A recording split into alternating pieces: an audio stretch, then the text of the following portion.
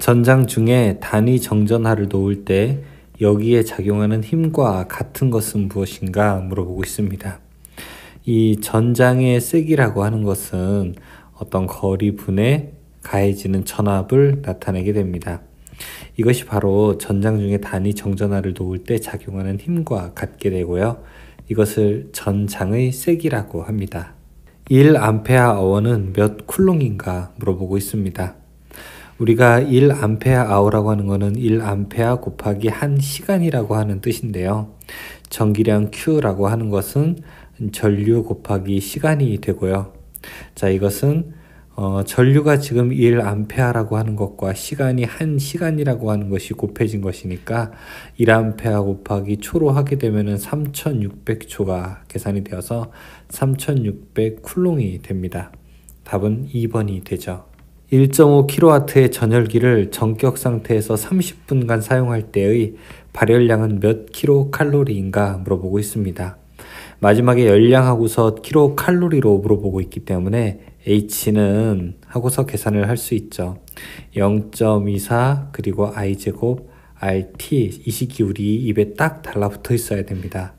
0.24 곱하기 I제곱 RT는 PT가 되고요. 자, 이거는 0.24 곱하기 1.5 곱하기 그 다음에 시간이라고 하는 것은 반드시 초로 환산해야 되니까 30분 곱하기 60 이렇게 계산할 수도 있습니다.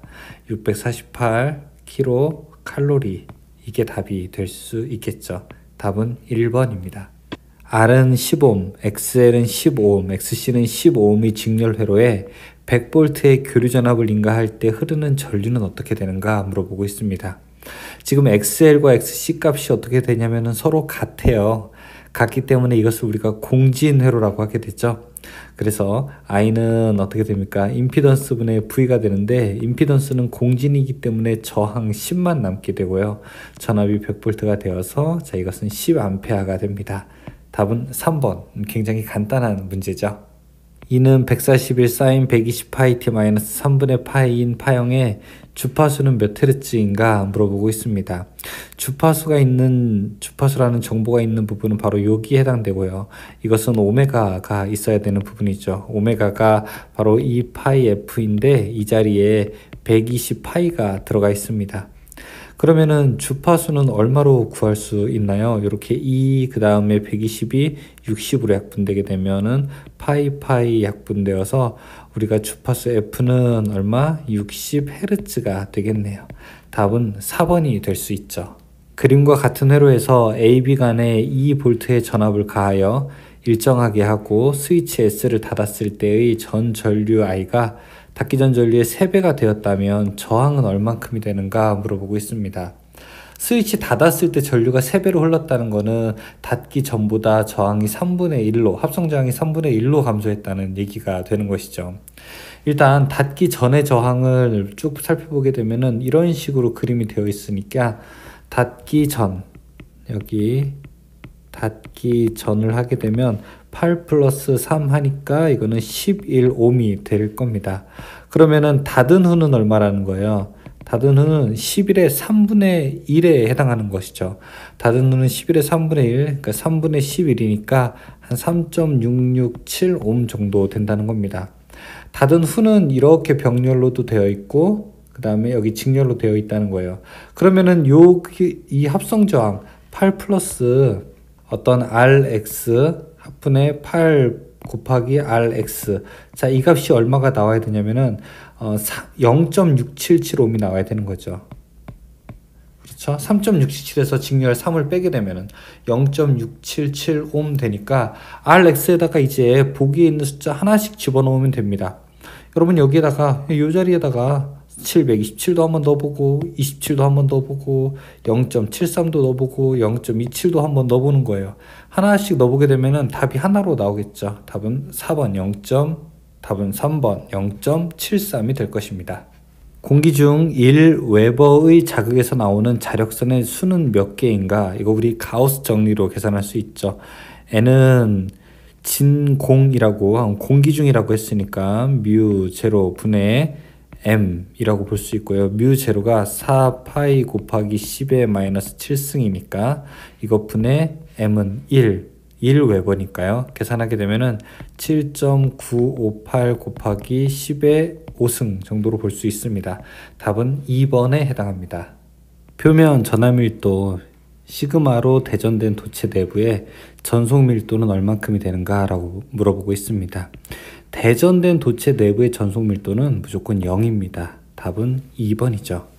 전류와 자속에 관한 설명 중에서 옳은 것은 무엇인가 물어보고 있습니다. 전류와 자속은 항상 폐회로를 이룬다. 맞습니다. 전류가 흐르는 것도, 어떤 회로에 전류가 흐르는 것도, 그 다음에 자속이라고 하는 것도 항상 닫혀있는 폐회로를 이루게 됩니다. 전기력선의 성질을 설명한 것으로 옳지 않은 것은 무엇일까요? 전기력선의 방향은 전기장의 방향과 같으며 전기력선의 밀도는 전기장의 크기와 같다. 맞고요. 전기력선은 도체의 내부에 존재한다. 이것은 잘못된 말입니다. 전기력선은 도체의 내부에 존재하지는 않습니다. 황산구리 전해에게 두 개의 동일한 구리판을 넣고 전원을 연결하였을 때 구리판의 변화를 옳게 설명한 것은 무엇인가 물어보고 있습니다. 이렇게 황산구리 용액에 두 개의 구리판을 넣었다고 하는 거네요. 이때 한쪽은 플러스가 되고 한쪽은 마이너스가 될 텐데요. 양극은 플러스는 산소가 발생해서 이것은 없어지게 되고 얇아지게 되고, 음극은 이 전자가 달라붙게 돼서 구리판은 더 두터워지게 됩니다. 따라서 답은 3번, 양극 쪽은 얇아지고 음극 쪽은 더 두꺼워지게 됩니다. 이 전력계법으로 삼상전력을 측정하였더니 전력계의 지시값이 P1은 450, P2는 450이었다. 이 부하의 전력은 얼만큼이 되는가 물어보고 있습니다. 이 전력계법으로 측정할 때 P1과 P2는 그냥 두 개를 더하면 됩니다. 이것은 900이 계산될 수 있겠죠. 1옴, 2옴, 3옴의 저항 3개를 이용하여 합성 저항을 2.2옴으로 만들고자 할 때 접속 방법을 옳게 설명한 것은 무엇일까요? 1, 2, 3 가지고 합성 2.2 만들게 되려면 이렇게 해야 됩니다. 하나는 1옴짜리를 이 앞에다 두고 그 다음에 여기 2옴짜리와 3옴짜리를 연결할 수 있죠. 그렇게 되면 합성 저항은 1 플러스 합분의 곱 2 플러스 3분의 2 곱하기 3이 되니까, 자, 이것은 1 플러스 1.2, 즉 2.2옴이 되죠. 답을 전개하게 되면은 2옴과 3옴을 저항 병렬로 놓고 그 다음에 1옴을 직렬로 접속한다. 3번이 맞겠네요. 자체 인덕턴스가 0.01 헬리인 코일에 100V 60Hz의 사인파 전압을 가할 때 유도리액턴스는 약 몇 옴인가 물어보고 있습니다. 자, 이렇게 코일만 있는 부하에서요, 지금 그림을 그리게 되면 이렇게 코일만 있는 부하에 유도리액턴스를 물어보게 되는 문제인데요. 유도리액턴스 XL은 오메가 L, 즉 2파이 FL이죠. 자, 그러면은 2 곱하기 3.14 곱하기 주파수 60 곱하기 L값 0.01 이렇게 계산할 수가 있게 되죠. 그러면 3.77 나오겠네요. 답은 1번이 됩니다. 대칭 3상 델타 결선에서 선전류와 상전류의 위상관계는 어떻게 되는가 물어보고 있습니다. 이렇게 델타 회로에서 상전류와 선전류를 물어볼 수 있는데요. 여기에 상전류가 흐르는 것을 우리가 IP, 그 다음에 선전류를 IL이라고 하게 되면은 IP에다가 루트 3배를 한 것이 바로 IL이 됩니다. 따라서 상전류가 우리는 선전류가 상전류보다 루트 3배 더 크다라고도 표현을 하게 되고요. 이것을 위상으로 하게 되면은 상전류가 더 크게 되는데, 이때는 대칭 3상 델타 결선에서 선전류와 상전류의 위상관계를 설명하고 있습니다. 일단 델타 회로에서 선전류와 상전류를 그려보게 된다면 이렇게 그려볼 수 있죠. 여기로 가는 것이 상전류 IP가 되고요. 이쪽으로 가는 것이 선전류 IL이 되게 되는데, 상전류가 선전류보다 30도 더 앞서게 됩니다. 따라서 델타 회로에서는 선전류는 상전류보다 30도 늦다, 혹은 상전류는 선전류보다 30도 앞선다, 이렇게 표현을 할 수가 있습니다. 30도라고 하는 것이 6분의 파이랑 같죠. 이게 파이가 180이니까 이것을 30도로 우리가 표현합니다. 답은 1번이 됩니다. 전압계 및 전류계의 측정 범위를 넓히기 위하여 사용하는 배율기와 분류기의 접속 방법은 어떻게 될까요? 배율기는 전압계의 측정 범위를 넓히기 위해서 사용하게 되죠. 자, 이때 우리는 직열로 결선하게 되고요. 다음에 전류계의 측정 범위를 넓히기 위해서 우리는 분류기를 사용하게 되고, 이것은 병렬로 연결하게 되죠. 따라서 배율기는 직열, 분류기는 병렬 이렇게 돼야 됩니다. 2번이 맞는 표현이 되겠네요. 답은 2번입니다. 자극의 세기가 4웨버, 자축의 길이가 10cm의 막대 자석이 100A 턴퍼미터의 평등 자장대에서 20Nm의 회전력을 받았다. 이때 막대 자석과 자장과의 이루는 각도는 어떻게 되는가 물어보고 있습니다. 힘 F는 바로 M, L, H, sin, 세타 이렇게 됩니다.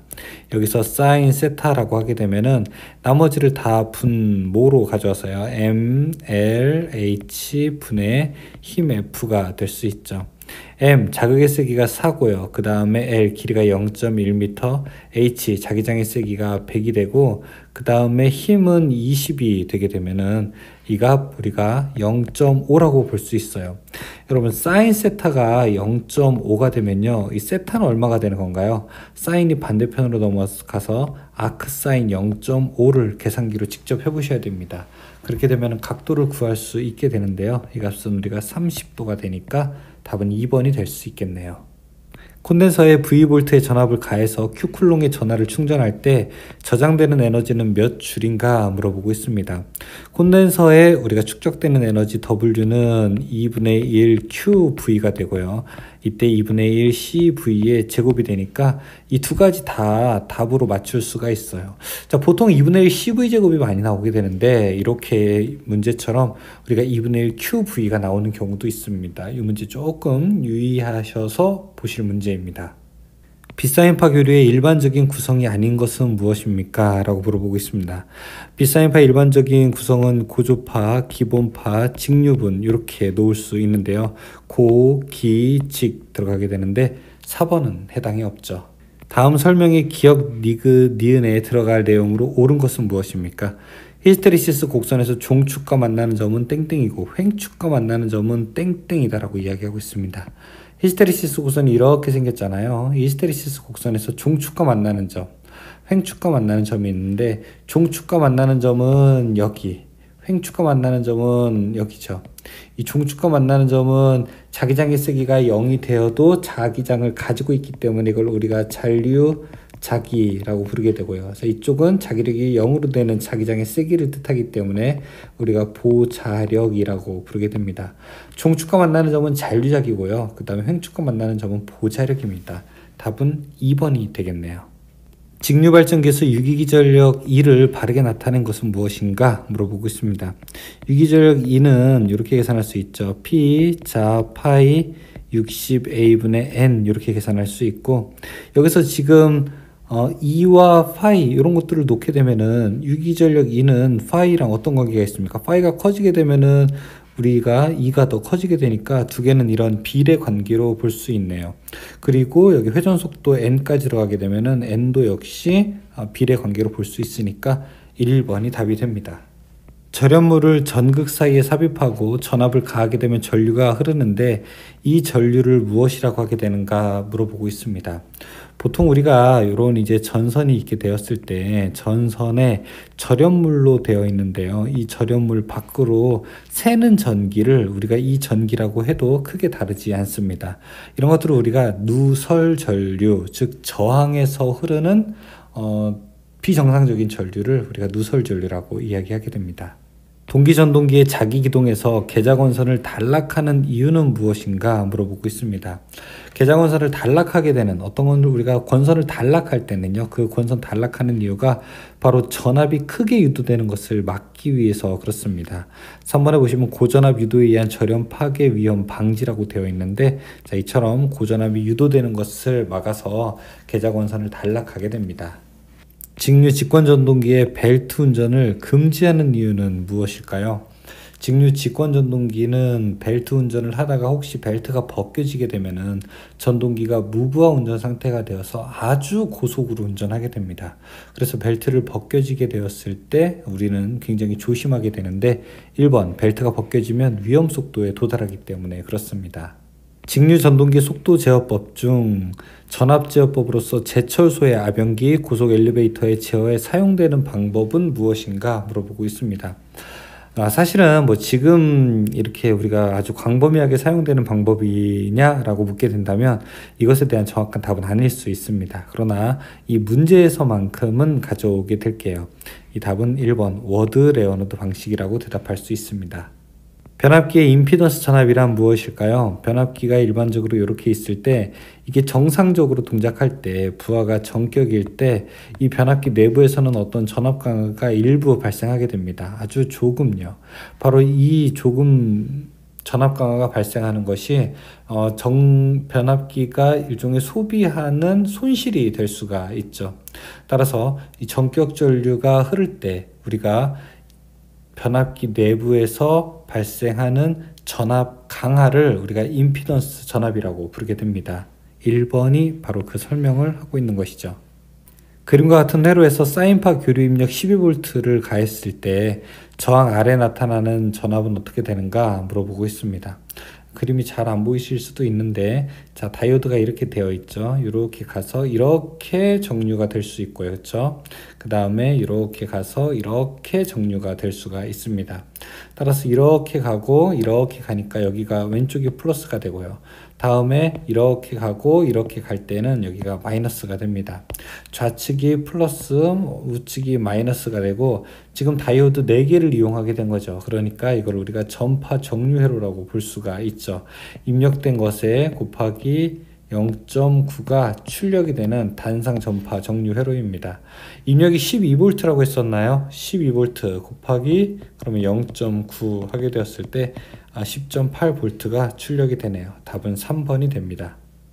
변압기 절연 내력 시험과 관계가 없는 것은 무엇인가? 절연이 얼마나 잘 되어 있는지 이거를 확인하는 시험들이 있어요. 절연 파괴 전압 시험, 그 다음에 가압 시험, 그 다음에 뭐 유도 시험, 그 다음에 충격 전압 시험 여러 가지가 있는데 4번의 극성 시험 이거는 절연 내력과는 관계가 없습니다. 사극 고정자 홈수 36개인 삼상 유도전동기 홈 간격은 전기각으로 몇 도가 되는가 물어보고 있습니다. 이 문제는 특이하게 전기각을 물어보는 문제였는데요. 이것은 식은 이렇습니다. 180을 슬로스와 그 다음에 극수로 나누게 됩니다. 여기 분자에 180이 있고요. 총 슬롯이 36이고 그 다음에 극수가 4가 됩니다. 이걸 계산하게 되면은 아마 20이 나오게 될 거예요. 답은 24번이 되죠. 동기발전기의 전기자 반작용에 대한 설명으로 틀린 사항은 어떻게 되는가 물어보고 있습니다. 전기자 반작용은 부하 역률에 따라 크게 변화한다. 맞고요. 전기자 전류에 의한 자속의 영향으로 감자 및 자화 현상과 편자 현상이 발생한다. 맞고요. 전기자 반작용의 결과 감자 현상이 발생될 때 반작용 리액턴스의 값은 감소하게 된다 물어보고 있는데 전기자 반작용은 감자 현상이 나타나게 되는데 리액턴스의 값은 감소가 아니라 증가하게 되죠. 답은 3번이 잘못된 설명입니다.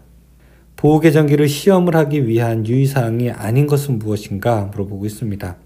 시험회로 결선식 교류의 직류 확인 맞고요. 0점의 정확성 확인 맞고요.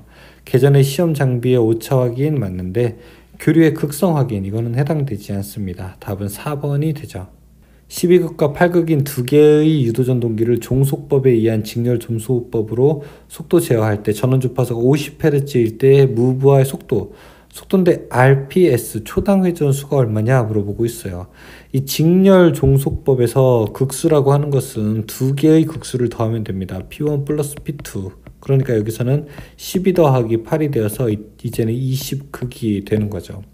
자, 그 다음에 직렬 종속법에서 원래 속도식 NS는 P분의 120F잖아요. 근데 여기서는 지금 P가 모두 두 개를 다 더한 것이 해당되어서 20분의 120 곱하기 자 주파수 50Hz가 됩니다. 그러면 이거 RPM으로 26, 30, 300 RPM이 되겠네요. 300 RPM이 되겠네요. 그쵸? 그런데 지금 초당 회전수 RPS로 물어보니까 300rpm을 초당 1초에 1분에 몇 초입니까? 60이죠. 60으로 나누게 되면은 우리가 초당 회전수 5rps를 구할 수 있겠네요. 답은 1번입니다. 변압기 내부 고장 보호에 쓰이는 계전기는 무엇이 되겠는가? 우리가 기계적 이상을 검출하는 경우에는 부흐홀츠 계전기를 사용하게 되고요. 전기적 이상을 검출하기 위해서는 우리가 차동 계전기나 혹은 비율 차동 계전기를 생각을 할 수 있습니다. 따라서 변압기 내부 고장 보호에 쓰이는 계전기를 여기에서 골라보게 되면은 2번 차동 계전기만 유일하게 그 대상이 되죠. 전격 속도에 비하여 기동 회전력이 가장 큰 전동기는 어떻게 되는가 물어보겠습니다. 기동 회전력이 가장 크다, 이거 토크가 세다 라고 이렇게 설명할 수 있는데요. 이렇게 하게 되면 딱 하나 나오죠. 직권 전동기가 가장 큰 우리가 기동 회전력을 가지게 됩니다. 2번이 답이 되죠. 동기 전동기의 여자 전류를 변화시켜도 변하지 않는 것은 무엇인가 물어보고 있습니다. 동기 전동기에서 여자 전류를 변화시키게 되는 거는 뭐 이런 건가요? 그쵸? 그다음 동기 전동기에서 V 특성 곡선을 나타내면서 계속 이제 바뀌게 되죠. 이때는 뭐 위상도 바뀌게 되고 그 다음에 그러니까 역류를 바뀌게 되죠. 기전력, 전기전전류 다 바뀌게 되는데 3번의 속도는 관계없습니다.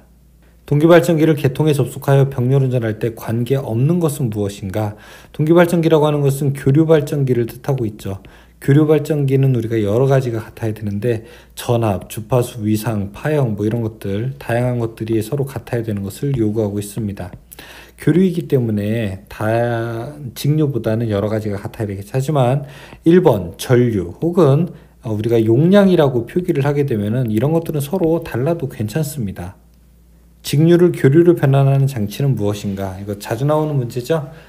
교류를 교류로 하는 것은 사이클로 컨버터, 직류를 직류로 하고 하는 것은 DC-DC 컨버터, 그리고 직류를 교류로 바꾸는 건 우리가 인버터라고 대답을 합니다.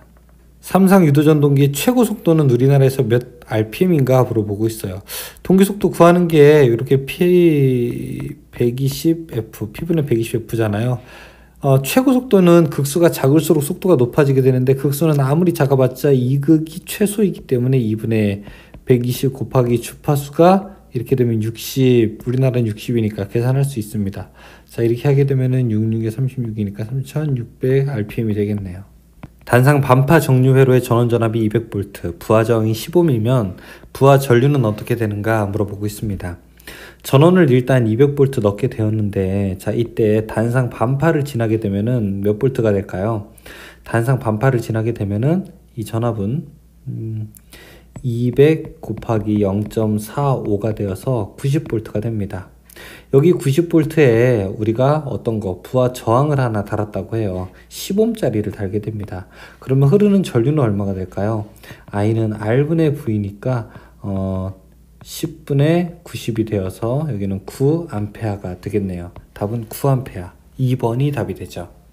단상 유도전동기 중 반발기동, 콘덴서 기동, 분산기동, 쉐이딩 코일형이 있을 때 기동 토크가 큰 것부터 옳게 나열한 것은 무엇이 됩니까? 자, 이런 거는 우리가 반, 그 다음에 콘, 그 다음에 분, 그 다음에 쉐 이렇게 순서가 됐었죠. 반, 콘, 분, 쉐. 마침 여기 기역, 니은, 디귿, 리을 이 순서대로 집을 수 있겠네요. 답은 1번이 됩니다. 옥내의 저압전로와 대지 사이의 절연저항 측정에 알맞은 계기는 무엇일까요? 절연저항 측정은 우리가 매거로 하게 됩니다. 답은 4번 매거 측정기.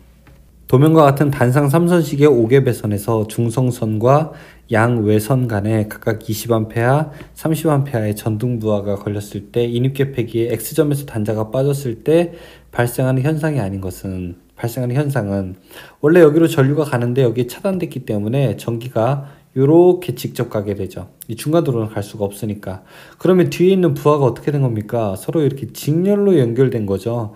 부하가 직렬로 연결되면은 둘 중에 어떤 게 더 저항이 클까요? I는 R분의 V가 되죠. 전압이 일정할 때 저항이 작을수록 전류가 더 크게 되니까 여기가 저항에 그냥 두 개를 대소의 관계로만 논다면 여기가 소자리가 되고요. 이쪽이 대자리 저항이 이제 있게 되는 겁니다. 그러면은 여기서는 어떤 현상이 발생하게 될까요? 당연히 공급되는 전압이 이렇게 있고 여기 저항이 한 개, 그리고 두 개가 직렬로 연결되어 있는 것을 보니까 어떤 전압을 가하게 되면은 둘 중에 큰 저항 쪽에 더 많은 전압이 걸리게 됩니다. 양쪽에서 이렇게 전압을 재게 되면요. 그럼 어디에 더 많이 걸릴까요? 당연히 저항이 더 큰 쪽에 많이 걸리겠죠. 여기서는 아래 20A가 흐르는 쪽에 더 큰 저항이 걸리기 때문에 20A 쪽에 더 큰 전압이 걸리게 된다. 그래서 2번 20A 부하가 단자전압 상승이 일어나게 된다. 이렇게 답을 할 수 있습니다. 전격전류 30A 이하의 A종 퓨즈는 전격전류 200%에서 몇 분 이내에 용단되어야 되는가 물어보고 있습니다. 30A, 1에서 30A까지는 2분 안에 끊어지면 되고요. 30에서 60, 31이죠. 31에서 60은 4분 안에 끊어지게 되면 됩니다. 보통 여기서 이제 문제가 출제가 되죠. 1번, 2분입니다. 경질 비닐 전송관의 설명으로 틀린 것은 무엇일까요? 경질 비닐 전송관은 우리가 PVC 전송관이라고 하게 되는데요. 이것은 우리가 한 개의 길이가 4m로 되어 있습니다. 따라서 1번 3.6m가 맞다라고 하는 것은 금속관에 해당되는 얘기고 합성수지관은 4m로 됩니다. 애자 사용 공사에서 전선의 지점 간의 거리는 전선을 조영제의 윗면 또는 옆면에 따라 붙일 때에는 얼마 이하로 하여야 되는가 물어보고 있습니다. 애자 사용 공사일 때는 2m가 됩니다. 답은 3번이 해당되죠. 배전선로 기기 설치 공사에서 전주의 승주 시 발판 볼트는 지상 몇 미터 지점에서 180도 방향의 몇 미터씩 간격으로 설치해야 되는가 물어보고 있습니다. 발판 볼트는 이렇게 전주에서 1.8m 이내에 설치를 하게 되는데요. 자, 이것은 45cm 이내마다 설치를 하게 됩니다. 따라서 답은 4번이 됩니다. 캡타이어 케이블을 조영제에 시설하는 경우 그 지지점의 거리는 얼마로 하여야 되는가 물어보고 있습니다. 케이블 같은 경우에는 어때요? 케이블 같은 경우에는 아주 연하죠. 그쵸? 원래 케이블이 2m입니다. 그런데 여기서 만약에 캡타이어 케이블 이렇게 들어가게 되면은 이거는 1m가 됩니다. 답은 1m가 되죠. 가요 전선관의 상호 접속은 무엇을 사용하는가 물어보고 있습니다. 가요 전선관의 상호 접속을 이용하고 있는 것은 스플릿 커플링이고요. 그 다음에 가요 전선관과 금속관은 컨비네이션 커플링입니다. 지금 스플릿 커플링이기 때문에 답은 2번이 될 수 있습니다. 버스덕트 공사에서 덕트를 조영제에 붙이는 경우에 덕트의 지지점 간의 거리를 몇 미터 이하로 해야 되는가 물어보겠습니다. 일반적인 덕트의 경우에는 이 길이가 3m가 되고요. 그 다음에 라이팅 덕트의 경우에는 이 길이가 2m가 됩니다. 지금은 그냥 덕트라고 했으니까 답은 1번 3m가 됩니다. 엘리베이터 장치를 시설할 때 승강기 내에서 사용하는 전등 및 전기 기기기구에 사용할 수 있는 최대 전압은 얼만큼이 되는가? 엘리베이터 이제 380V까지 사용을 할 수 있어야 되거든요. 그래서 우리는 400V 미만까지는 사용하는데 아무런 문제가 없습니다. 답은 3번에 해당하죠. 연접인입선 시설 제한 규정에 대한 설명으로 잘못된 것은 무엇인가 물어보고 있습니다. 분기하는 점에서 100m 넘지 않아야 된다. 맞아요. 폭 5m 넘는 도로 횡단할 수 없다. 맞아요. 그 다음에 옥내를 관통해서는 안 된다. 맞아요. 분기하는 점에서 고압인 경우에는 200V를 넘지 않아야 된다. 고압은 연접인선으로 쓰지를 않습니다. 답은 4번에 해당하죠. 배전반 및 분전반을 넣은 강판재로 만든 함의 최소 두께가 어떻게 되는가 물어보고 있습니다. 이게 난연성 합성 수지로 되어 있을 때는 합성 수지일 때는 1.5mm 이상이어야 되고요. 그 다음에 지금 강판으로 할 때는 1.2mm 이상입니다. 답은 요 1번에 해당합니다. 각 수용가의 최대 수용 전력이 각각 5kW, 10kW, 15kW, 22kW이고 합성 최대 수용 전력이 50kW이다. 수용가 상호 간의 부등률은 얼마냐라고 물어보고 있습니다. 부등률이라고 하는 것은 얼마나 부하를 서로 다른 시간에 쓰는가라고 하는 것이고 합성 최대 수용 전력 분의 각 수용가 각각의 최대 수용 전력의 합입니다. 각 수용가의 최대 수용 전력의 합 이렇게도 계산할 수 있는데요. 합성 최대는 이렇게 모든 부하가 최고만 있을 때가 50이고 각각 최고만 있을 때를 더하게 되면 5 더하기 10 더하기 15 더하기 22 이렇게 계산할 수 있어요. 50분의 52 정도 아마 나오게 될 거거든요. 자, 이 값은 근데 반드시 1보다 큰 걸 찾아야 되는 건데 1.04가 나오게 될 겁니다. 답 1번이 되죠. 폭연성 분진이 존재하는 곳에 금속관 공사에 있어서 관, 상호관 및 관과 박스의 접속은 몇 턱 이상의 나사 조임으로 해야 되는가? 너무 쉽죠? 몇 턱이죠? 바로 5턱입니다. 사용전압이 400V 미만인 경우에 금속관 및 그 부속품은 몇 종 접지 공사를 해야 되는가? 400V 미만일 때는요, 이때는 우리가 3종 접지를 하게 됩니다. 답은 3번에 해당합니다.